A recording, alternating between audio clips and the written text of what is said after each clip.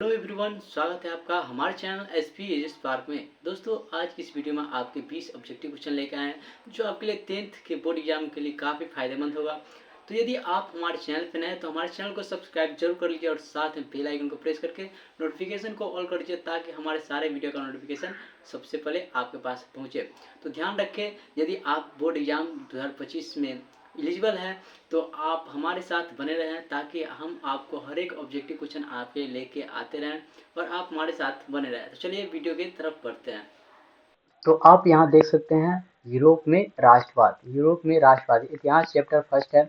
इसमें काफ़ी important question आपके लिए बोर्ड एग्जाम में देखने को मिलेगा। तो आप डेली आप हमारे साथ बने रहे और ऐसे ही क्वेश्चन आप देखते रहे और उसको याद करते रहें। तो चलिए यहाँ पे क्वेश्चन की तरफ बढ़ते हैं। यहाँ पे पहला क्वेश्चन आपको देख सकते हैं, रॉबर्ट ओवन कहाँ का निवासी था। रॉबर्ट ओवन कहाँ का निवासी था, इसका सही उत्तर क्या हो जाएगा दोस्तों, ये ब्रिटेन का निवासी था। ये काफ़ी बढ़िया क्वेश्चन है, आप इसको याद कर लीजिए।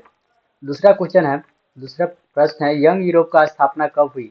यंग यूरोप की स्थापना कब हुई। ऑप्शन ए में क्या है 1928, ऑप्शन बी है 1919, ऑप्शन सी में 1930 और ऑप्शन डी में क्या है 1931। यंग यूरोप का स्थापना कब हुआ दोस्तों, यहाँ पे 1928 ईस्वी हो जाएगा। ऑप्शन यानी क्या है, ऑप्शन ए इसका बिल्कुल सही उत्तर है, आप अच्छे से याद कर लीजिए।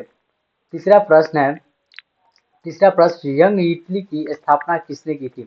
यंग इटली की स्थापना किसने की थी। ऑप्शन ए में क्या है Mazzini, option B Bismarck, option C में क्या है काबूल, ऑप्शन डी में गैरीवाल्डी। तो इसका सही उत्तर क्या हो जाएगा, इसका सही उत्तर क्या हो जाएगा, मेजनी हो जाएगा। मेजनी ने यंग इटली का स्थापना की थी। अगला प्रश्न 4 नंबर है, यंग यूरोप का संस्थापक कौन था। सॉरी, यंग यूरोप का संस्थापक कौन था। ऑप्शन ए में क्या है मेजनी, ऑप्शन बी है गैरीवाल्डी, ऑप्शन सी में क्या है विक्टर एमानुएल, ऑप्शन सी में क्या है, ऑप्शन डी में क्या है मुसोलिनी। तो इसका भी सही उत्तर क्या हो जाएगा, यंग यूरोप का संस्थापक कौन था, तो मेजनी था। अगला प्रश्न हम देख लेते हैं, 5 नंबर प्रश्न है। 5 नंबर प्रश्न है, इटली में राष्ट्रवाद का जन्मदाता कौन था। इटली में राष्ट्रवाद का जन्मदाता कौन था। इसका सही उत्तर क्या हो जाएगा दोस्तों, ऑप्शन ए में मेटरनिक, ऑप्शन बी में क्या है मेजनी, ऑप्शन सी में है नेपोलियन और ऑप्शन डी में क्या है गैरीवाल्डी। तो इसका सही उत्तर क्या हो जाएगा दोस्तों, ये यंग इटली की जो राष्ट्रवाद था, राष्ट्रवाद का जन्मदाता था वो कौन था, तो नेपोलियन था, नेपोलियन था। इटली में राष्ट्रवाद का जन्मदाता कौन था, तो नेपोलियन था। ऑप्शन सी इसका बिल्कुल सही उत्तर है। छठा प्रश्न है, 6 नंबर प्रश्न है, इटली के एकीकरण का मसीहा कौन था। इटली के एकीकरण का मसीहा कौन था, तो कौन था, मेजनी था। ऑप्शन इसका बिल्कुल सही उत्तर है। 7वां प्रश्न है, इटली के एकीकरण का तलवार कौन था। इटली के एकीकरण का तलवार कौन था, तो क्या हो जाएगा दोस्तों, गैरीवाल्डी हो जाएगा। काफी बढ़िया क्वेश्चन है, आप इसको वीवीआई में मान सकते हैं। इसको क्या आप वीवीआई में मान सकते हैं। चलिए अगला प्रश्न हम देख लेते हैं, 8 नंबर प्रश्न है। यहाँ पे 8 नंबर प्रश्न, चलिए 8 नंबर प्रश्न है, इटली एवं जर्मनी वर्तमान में किस महादेश के अंतर्गत आते हैं। इटली एवं जर्मनी वर्तमान में किस महादेश के अंतर्गत आते हैं, तो क्या बेशक यूरोप है। ये आप जानते होंगे, उम्मीद करता हूँ कि आप ये जानते होंगे।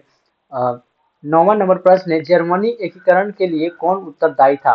जर्मनी एकीकरण के लिए कौन उत्तरदायी था। ऑप्शन में क्या काउंट काबुल, ऑप्शन बी में क्या बिस्मार्क, ऑप्शन सी में गैरीवाल्डी और ऑप्शन डी में क्या है मेजनी। इसका सही उत्तर क्या हो जाएगा दोस्तों, बिस्मार्क हो जाएगा। ये काफी बढ़िया क्वेश्चन है। उसके बाद 10 नंबर प्रश्न है, जर्मनी के एकीकरण का प्रमुख वास्तुकार कौन था। जर्मनी के एकीकरण का प्रमुख वास्तुकार कौन था। ऑप्शन में क्या है मेजनी, ऑप्शन बी में क्या है गैरीवाल्डी, ऑप्शन सी में क्या है लेनिन और ऑप्शन डी में क्या है बिस्मार्क। तो जर्मनी के एकीकरण का प्रमुख वास्तुकार था वो बिस्मार्क था। ऑप्शन 11 नंबर प्रश्न है, इटली एवं जर्मनी एकीकरण के विरुद्ध कौन देश था। इटली एवं जर्मनी एकीकरण के विरुद्ध कौन देश था। तो ऑप्शन में क्या है इंग्लैंड, ऑप्शन बी में रूस, ऑप्शन सी में क्या है ऑस्ट्रिया और ऑप्शन डी में क्या है प्रसा। तो इटली एवं जर्मनी के एकीकरण के विरुद्ध जो देश था वो कौन था, ऑस्ट्रिया था। कौन था, ऑस्ट्रिया था। उम्मीद करता हूँ कि आप अच्छे से समझ रहे हैं। इसी प्रकार आप हर एक क्वेश्चन को याद कर लीजिए ताकि आप बोर्ड एग्जाम में अच्छे मार्क ला सके। 12 नंबर प्रश्न है, इटली के एकीकरण में, इटली के एकीकरण में निम्नलिखित में किसका संबंध नहीं है। इटली के एकीकरण में निम्नलिखित में किसका संबंध नहीं है। ऑप्शन में क्या है बिस्मार्क, ऑप्शन बी में है मेजनी, ऑप्शन सी में क्या है काबूल और ऑप्शन डी में क्या है गैरीबाल्डी। तो इसका सही उत्तर क्या होगा, इटली के एकीकरण में जिसका संबंध नहीं था वो किसका नहीं था, बिस्मार्क था। बिस्मार्क का संबंध इसमें नहीं है, इसमें बिस्मार्क का कोई इधर उधर नहीं था। 13 नंबर प्रश्न है, प्रासा की क्रांति का प्रमुख कारण क्या था? प्रासा की क्रांति का प्रमुख कारण क्या था? उम्मीद करता हूँ कि आप ये भी क्वेश्चन आप जानते होंगे, आपको याद भी होगा। ऑप्शन ए में क्या है? प्रजातंत्र शासन, निरंकुश शासन, गिरफ्तारी पत्र और क्या है? मनसबदारी प्रथा। इसका सही उत्तर क्या हो जाएगा? निरंकुश शासन हो जाएगा। ये काफी बढ़िया क्वेश्चन है। और 14 नंबर प्रश्न हम देख लेते हैं। 14 नंबर प्रश्न है, फ्रांस की क्रांति का अग्रदूत किसे कहा जाता है? फ्रांस की क्रांति का अग्रदूत किसे कहा जाता है? ऑप्शन ए में क्या है? नेपोलियन को, ऑप्शन बी में क्या है? वाल्टेयर, ऑप्शन डी में क्या, सी में क्या है? डिड्रो का, और ऑप्शन डी में क्या है? रूसो का। तो फ्रांस की क्रांति का अग्रदूत किसे कहा जाता है? रूसो को कहा जाता है। ऑप्शन डी इसका बिल्कुल सही उत्तर है। 15 नंबर प्रश्न है, फ्रांस ने मानव और नागरिक अधिकारों की घोषणा किस सभा में की? फ्रांस ने मानव एवं नागरिक अधिकारों की घोषणा किस सभा में की? तो संविधान सभा में। ऑप्शन बी इसका बिल्कुल सही उत्तर है। आप इसको भी अच्छे से याद कर लीजिए।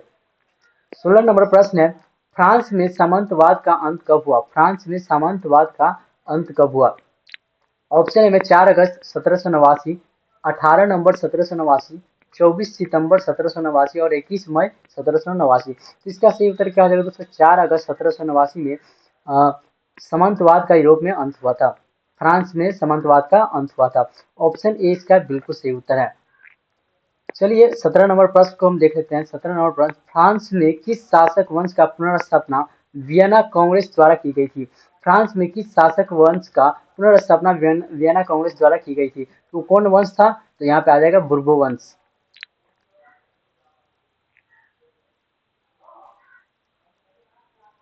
बुर्बो वंश हो जाएगा। ये काफी बढ़िया क्वेश्चन है, आप इसको याद कर लीजिए। 18 नंबर प्रश्न है, यूरोपीय सभ्यता का पारण किसे कहा जाता है? यूरोपीय सभ्यता का पारण किसे कहता है? यूनान को, जर्मनी, इटली और ब्रिटेन। इसका सही उत्तर है, इसका सही उत्तर क्या हो जाएगा? यूनान को। यूरोपीय सभ्यता का पारण किसे कहा जाता है? तो यूनान को कहा जाता है। 19 नंबर प्रश्न हम देख लेते हैं, यूरोप का मरीज किसे कहा जाता है? ऑप्शन में क्या है? तुर्की को, ऑप्शन बी में मिस्र को, ऑप्शन सी में क्या है? यूनान को, और ऑप्शन डी में क्या है? पोलैंड को। इसका सही उत्तर क्या हो जाएगा? इसका सही उत्तर हो जाएगा तुर्की को। ऑप्शन ए इसका बिल्कुल सही उत्तर है। चलिए 20 नंबर प्रश्न हम देख लेते हैं। यूरोप वासियों के लिए किस देश का साहित्य एवं ज्ञान ज्ञान विज्ञान प्रेरणा स्रोत रहा? यूरोप वासियों के लिए किस देश का साहित्य एवं ज्ञान विज्ञान प्रेरणा स्रोत रहा है? ऑप्शन में क्या है? जर्मनी, ऑप्शन बी में क्या है? यूनान, और ऑप्शन सी में तुर्की, ऑप्शन डी में क्या है? इंग्लैंड। तो इसका सही उत्तर क्या हो जाएगा दोस्तों? इसका सही उत्तर हो जाएगा यूनान। यूनान है यूरोप वासियों के लिए एक साहित्य विज्ञान का प्रेरणा स्रोत रहा। यूनान यूनान यूरोप वासियों के लिए ज्ञान विज्ञान साहित्य के लिए प्रेरणा स्रोत देश रहा। तो आज के लिए बस इतना ही है। 20 क्वेश्चन आप डेली आप हमारे साथ बन के पढ़ सकते हैं, और लास्ट तक बने रहने के लिए thanks for watching. Thanks for watching. और आप इसी प्रकार वीडियो देखते रहें और हमारे साथ बने रहें, ताकि हम आपके लिए डेली ऐसे वीडियो लेके आते रहें। तो मिलते हैं नेक्स्ट वीडियो में, तब तक के लिए धन्यवाद। आप खुश रहें, मस्ती में रहें।